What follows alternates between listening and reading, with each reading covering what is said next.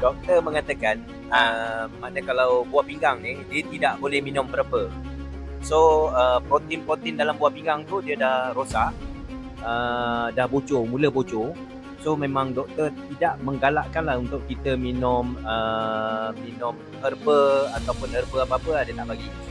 So apabila saya mengatakan dengan doktor yang saya bagi madu, so bila doktor dengar madu ya, doktor kata okey boleh.